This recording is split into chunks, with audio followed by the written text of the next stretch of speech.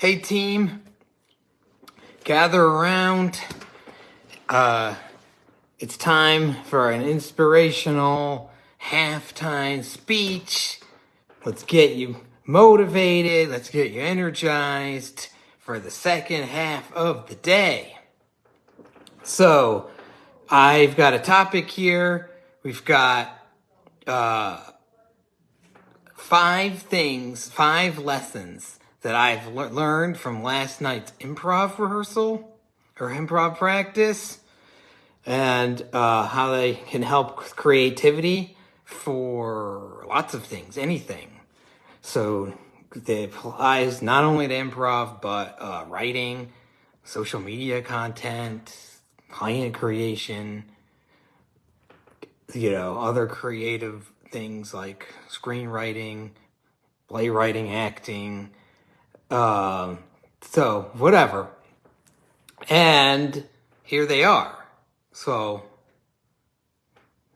yeah, gather around. You're gonna want to let's perk up, everybody. 1.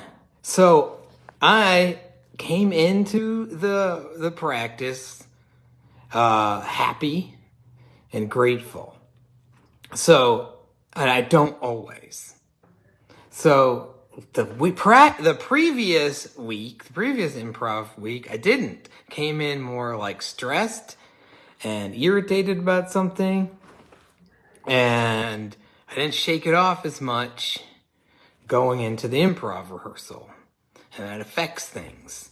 And this last one, I was happy.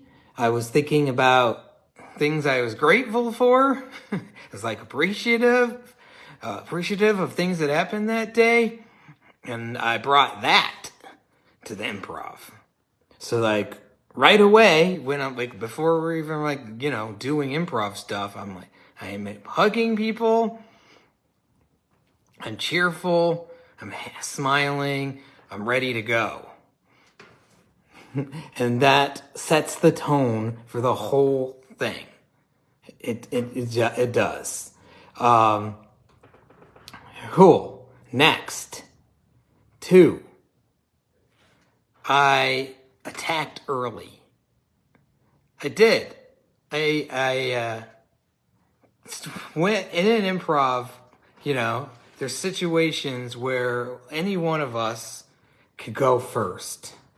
And I wanted to make sure I went up right away so that I wasn't hesitating and I wasn't going to get in my head because early.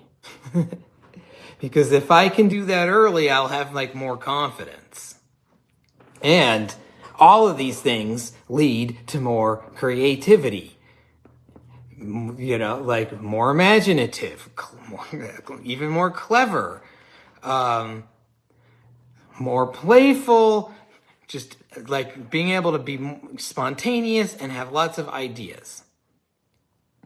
And it flowing in like a good flow. And all of that happens when I attack early. It's like, and then keeping that up. But when you do it right away, you're like, I'm going to do it. I'm going to go right away. I'm going to like jump in with no idea, and I'm going to go in right away. And just that, and then I don't have any trouble like the rest of the rehearsal, like jumping in. Kind of get into a groove. Okay. 3. I, take risks.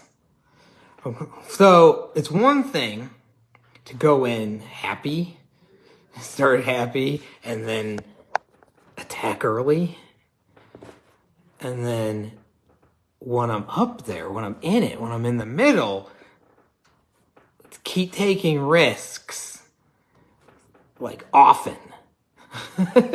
So in improv, like we going back and forth, right, with a teammate, like they say something, I say something, they say something, I say something, we're like building a story together. But I don't have to add anything. Like the partner could just like add all of it, and I kind of just agree with it. And I could just be like, yeah, that's cool. Or just repeat back what they said. Like, they're like, let's build an igloo. And I'm like, yeah, let's build an igloo. Well, that's not taking any risks. The risks is making something up. I keep saying things like, and even if, they're not right, that's the risk. But it's just adding information specific. The more specific, the more of a risk. So, like, if they were like, let's build an igloo, and I'm like, oh, the snow is yellow, then I made something. I came up with something. I made a choice. That was not, information wasn't there before. And if I keep, like, doing that, I'm going to become even more creative. I'm going to pick up steam. If I have that, like, intention that I'm like, I'm going to keep doing that. I'm going to keep saying things like that. I'm going to just throw out things into the scene over and over again so that when it's my turn, I'm not, like, wasting a turn. I'm not just, like, doing nothing. You can argue that you're never doing nothing, but, like, it's like a feeling like I'm doing nothing or a feeling like I'm contributing. And taking the risk that, like, it could be crazy. It could be weird. It could be wild. It could be inappropriate.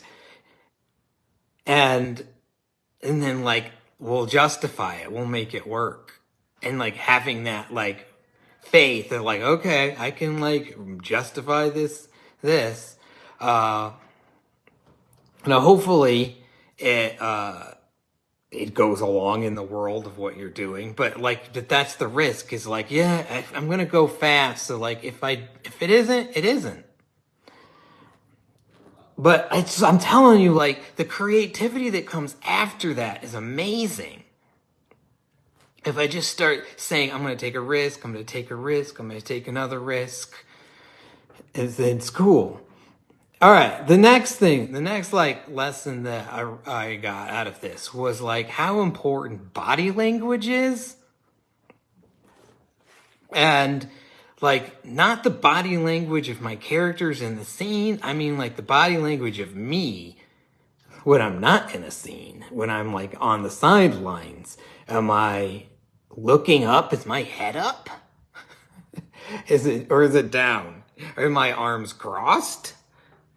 Am I, like, like in some sort of protection thing? Like, I'm thinking, like, I don't feel safe, so I'm down like this. So I'll have habits of doing that. Like, all right, I'm going to, like, get all my ideas from this position.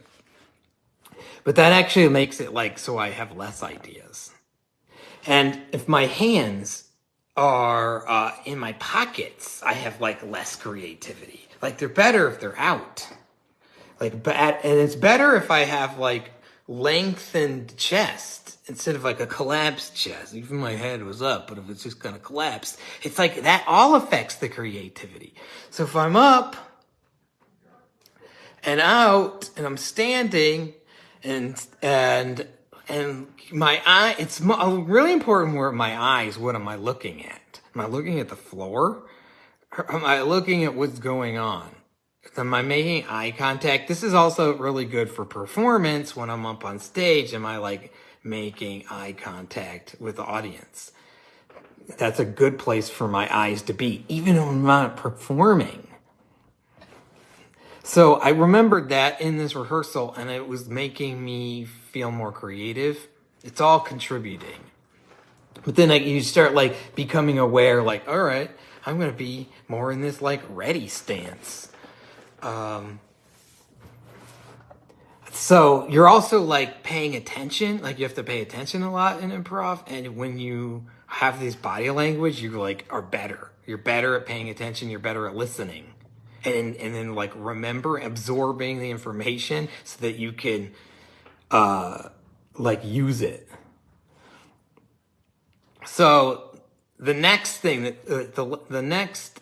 that I learned from improv last night was laughing. How laughing contributes to creativity. So the laughing happens like when I'm watching other people, but also like being in it myself. Like I'll laugh. Like something will happen in the scene and I laugh. And I think it's cool that I laugh because it's like I'm having fun. And then it makes me more creative. I'm more playful. I'm like just more in it. And the like more times I kind of laugh throughout, like the easier, everything's getting easier. And like I want to participate more. So a lot of times in improv, like we're working too hard. And we have so much energy, mental energy that we're doing with the improv that even if you are like creative, you get tired. Then you can't be creative after that. So it can be like creative, like short term, but then not long term because I got so tired and I'm like exhausted. And then everything, like my body language collapses. The happiness is kind of going down. I'm not going to attack early. I'm going to like go out there last. I'm less likely to take risks. I'm going to be more vague or just like say yes, but not yes and. So that's important that like the having fun and the laughing actually makes me not as tired. But the happiness makes me less tired. The going out early, attacking early can make me less tired in the end. Because overthinking, being hesitant actually makes you more tired. Interesting, like if I'm out there more and in the zone, I'm probably going to get less tired than if I'm like spending a long time in the improv, but I haven't been participating the whole time. I'm on the sidelines, hesitating, overthinking, overanalyzing, beating myself up probably. And then that makes me super tired. So this can be applied to anything. So let's go through them again. Happiness, I was happy and grateful. I think that's important state to be. Not so worried about my life, more of like thankful for what's in my life. And that makes me that frees up energy to put into our modality. Writing, coaching, art, painting, anything. Next, I attacked early. So I got in early and often. It's kind of like they say, like, I don't want to wait. If I could do something like now imperfectly, like that's, like an imperfect plan today is better than a perfect plan tomorrow. It's kind of like that in like the short, with improv, you're like, yeah, I could have like a better plan later, but I'm going to go out there with like no plan. And and that actually makes me more creative. And then I take risks because so I'm like, basically I'm willing to make mistakes, often, fast and often, which is like really great. Because there's things that aren't going to land, there's things that aren't going to hit, which is fine. But if you have that mindset that you're like, I'm going to keep taking risks, then you're going to keep going and you're like not going to really be lingering on whatever the past mistakes or blunders or something.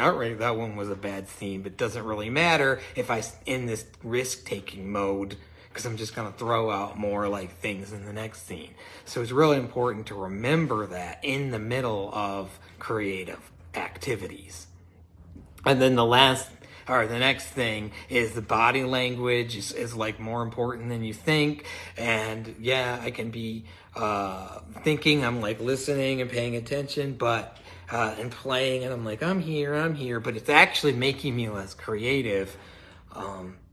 So being like mindful of that. Also, like there's these moments on stage where it hasn't started yet. Like there's like, we're on stage, we're getting the suggestion from the audience, and we're about to go in like 3 seconds, but is my head down?